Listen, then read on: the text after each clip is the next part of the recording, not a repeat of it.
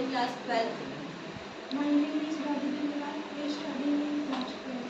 My name is Mukul Kumar Sahu. I read in class 12. My name is Kiran Sahu. I am class 12. My name is Lokesh Hindi में बोला करो ना।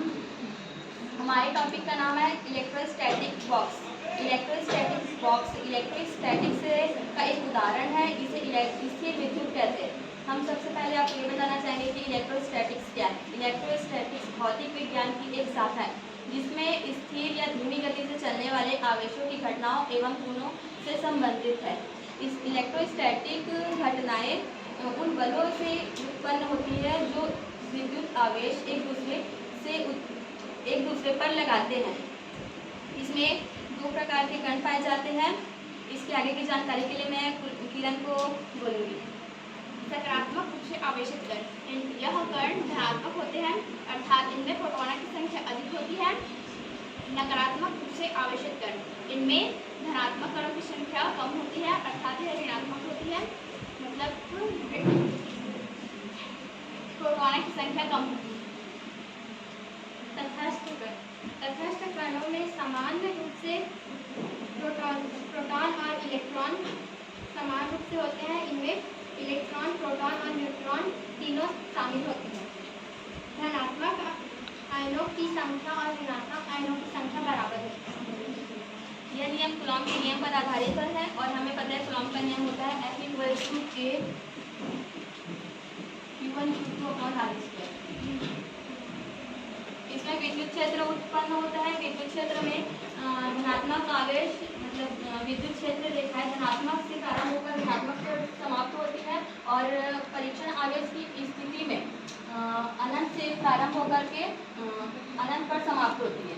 इसके आगे की जानकारी के लिए विद्युत क्षेत्र की जानकारी के लिए मैं मौलिक को आमंत्रित करूँगी। विद्युत क्षेत्र रेखाओं की कल्पना सर्वप्रथम माइकल फैराडे ने की थी। यदि किसी विद्युत क्षेत्र में हम एकांक धनावेश रख दें तो इस तरह स्थिर विद्युत बल कार्य करता है जिसके कारण वहाँ विद्युत क्षेत्र उत्पन्न हो जाता है। यदि स्थिर विद्युत बल एक समान है तो एकांक धनावेश सरल रेखा में गति करता है। यह एक वक्र पर गति करता है जिसे विद्युत क्षेत्र कहते हैं। विद्युत क्षेत्र रेखाएं धनावेश से प्रारंभ होकर ऋणावेश पर समाप्त होती हैं। विद्युत क्षेत्र के समांतर होती है।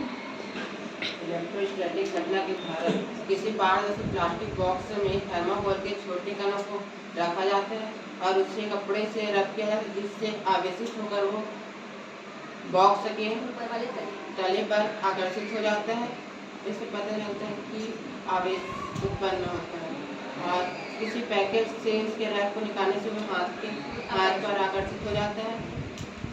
किसी चीज़ को जब रगड़ते तो वो आकर्षित होकर इसका एक उदाहरण ये भी है कि कागज के टुकड़े को यहाँ पर रखा जाए और कंघी को हम बाल से जब तोड़ते हैं फिर इसके पास लाते हैं तो आवेशित होकर के कागज के टुकड़े कंघी पर आ जाते हैं।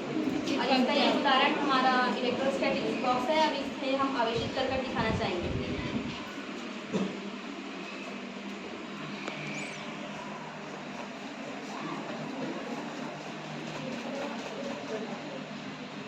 आप देख सकते हैं कि ये जो कण है ऊपर की तली पर आ गए हैं।